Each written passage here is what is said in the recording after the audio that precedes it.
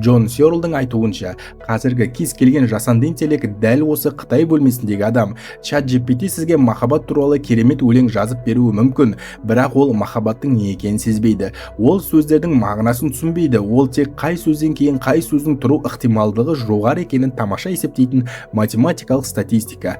Машина үшін қайғы деген сөзде, орындық деген сөзде жай ғана сандар тізбегі. Демек, олар ойламайды, олар жай ғана ойлауды өте шебер көрсете алады. Бірақ бұл бізді тыныштандыруы керек пе? Егер машина санасы бола тұра бізден 100 есе тиімді, жылдам әрі ақылды шешімдер қабылдай алса, оның түсінуі немесе түсінбеуі маңызды ма?